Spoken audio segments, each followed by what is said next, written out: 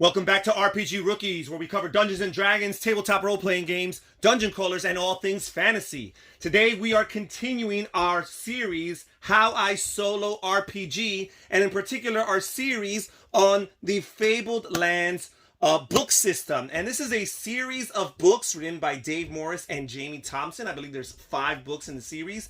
And basically, this all takes place within the same world, and we find a map of this world, the Fabled Lands. And it's a vast land with lots of different islands and seas and all these different areas. And this particular book, the first book in the series, the War-Torn Kingdom, zeroes in on one particular region in the Fabled Lands, and that is the area of Sokara, and all the adventures that take place within this book are in Sokara. However, when you add additional books, you can explore other lands of the Fabled Lands. However, keep in mind that each subsequent book is a little bit more difficult than the previous book, so that's something to keep in mind. So we're going to continue today. Last video we created a character and we presented the rules and a little bit of an introduction. I will be playing with my character here, who's named Alagor, and his profession is a priest.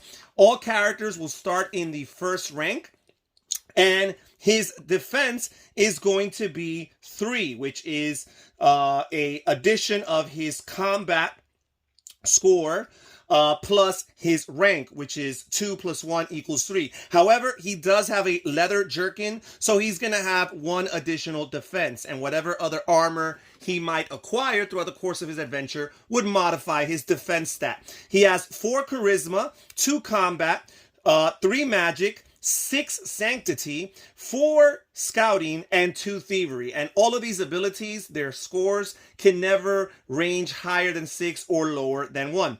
Alagor here also is going to start with 9 stamina. That's his health. When he's knocked down to 0, he is basically done, and you have lost your adventure, and you'll have to start all over again. And he starts with 16 shards. Shards are the currency for the game, the money you're going to be using to buy equipment, weapons, and such. And then we have this list here of code words, and it's very interesting the way the Fabled Lands series works. Each book has just 1 letter, and all of the code words or adjectives here start with the same letter, in this case the letter A. And these are different abilities or skills that players are going to be picking up along the way. As a matter of fact, a few of these might even be detrimental. Right now you start the game with this clean. There are no code words that apply to my character Alagor. And now we are going to begin the adventure. And we're going to start here in page 1. And we're going to read, and it says, "The approach of dawn has turned the sky a milky gray-green, like jade. The sea is a luminous pane of silver. Holding the tiller of your sailing boat, you keep your gaze fixed on the glittering constellation known as the Spider. It marks the north, and by keeping it to port, you know you are still on course. The sun appears in a trembling burst of red fire at the rim of the world. Slowly, the chill of night gives way to brazen warmth. You lick your parched lips. There's a little water sloshing in the bottom of the barrel by your feet, but not enough to see you through another day. Sealed in a scroll case tucked into your jerkin is the parchment map your grandfather gave you on his deathbed. You remember his stirring tales of far sea voyages, of kingdoms beyond the western horizon, of sorcerous islands and ruined palaces filled with treasure. As a child, you dreamed of nothing else but the magical quests that were in store if you too became an adventurer. You never expected to die in an open boat before your adventure even began. Securing the tiller, you unroll the map and study it again. You hardly need to. Every detail is etched into your memory by now. According to your reckoning, you should have reached the east coast of Harkuna days ago. A pasty gray blob splatters onto the map. After a moment of stunned surprise, you look up and curse the seagull circling directly overhead. Then it strikes you. Where there's a seagull, there may be land. You leap to your feet and scan the horizon. Surely enough, a line of white cliffs lies a league to the north. Have you been sailing along the coast all this time without realizing the mainland was so close? Steering towards the cliffs, you feel the boat shudder against rough waves. A howling wind whips plumes of spindrift across the sea. Breakers pound the high cliffs. The tiller is yanked out of your hands. The little boat is spun around, out of control, and goes plunging in towards the coast. You leap clear at the last second. There is the snap of timber, the roaring crescendo of the waves, and then silence as you go under. Striking out wildly, you try to swim clear of the razor-sharp rocks. For a while, the undertow threatens to drag you down. Then suddenly, a wave catches you and flings you contemptuously up to the beach. Battered and bedraggled, you lie gasping for breath until you hear someone walking along the shore towards you.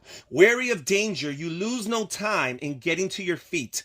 Confronting you is an old man clad in a dirty loincloth. His eyes have a feverishly bright look that is suggestive of either a mystic or a madman.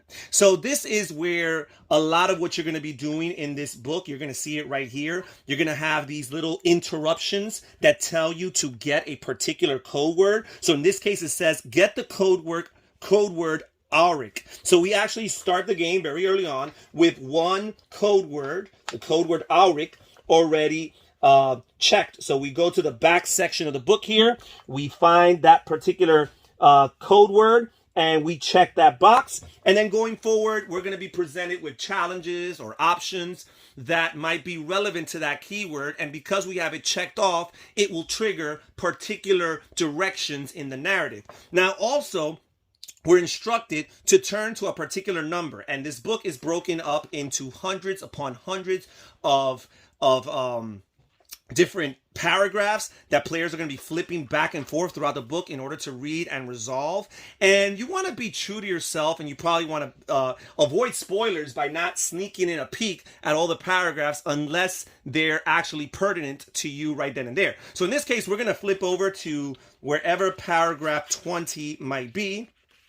And we see it right here. So we're going to see what's up with this mystic or potential madman here, or Alagor is going to find out. And it says, well, what have we here, friends? Asked the old man. He seems to be talking to someone next to him, although you are certain he is alone. Looks like a washed-up adventurer to me, he says, in answer to his own question. All wet and out of luck. He carries on having a conversation with himself, a conversation that quickly turns into a heated debate. He clearly is quite mad. Excuse me, you shout out above the hubbub in an attempt to grab the old man's attention. He stops and stares at you. Is this the Isle of the Druids? You ask impatiently. Indeed it is, says the old man. I see that you are from a far land, so it is up to me to welcome you to Harkuna. But I think you may have much to do here, for it is written in the stars that someone like you would come. Your destiny awaits you. Follow me, young adventurer.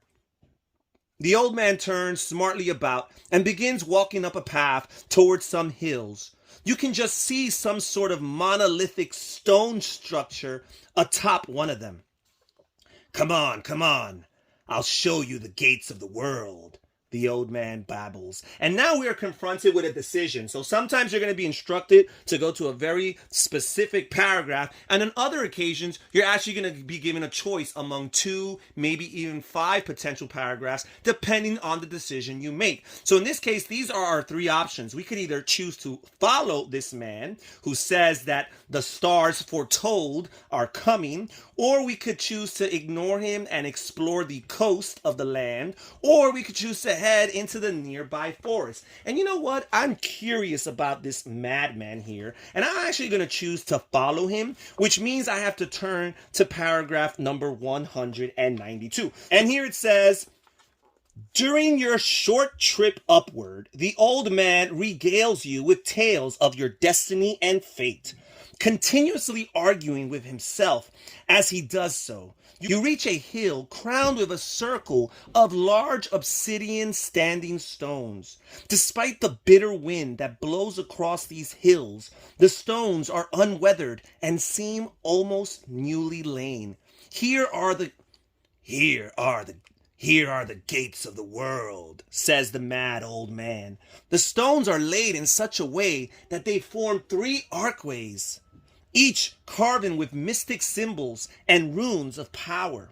Each gate will take you to a part of the world of Harkuna, though I know not to where, explains the old man. Abruptly he turns around and sets down off the hill, babbling to himself. His voice fades as he descends the hill, leaving you alone with the brooding stones and the howling wind. And now it tells us to turn to paragraph 65. So here we are with paragraph 65. There's not much art and illustration here, but every once in a while you'll get a little picture here. And here's an idea of what we're looking at. We're staring at the gates of the world here, this structure that this old madman has left us in front of. And it says there are 3 stone gates engraved with ancient runes. Each gate is marked with a name: Yellowport, Marlock City, and Wishport.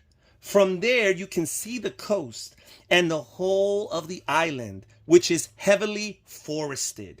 So now it gives us 5 different options. We could choose to either explore the coastline, head into the forest, step through the Yellowport Arch, step through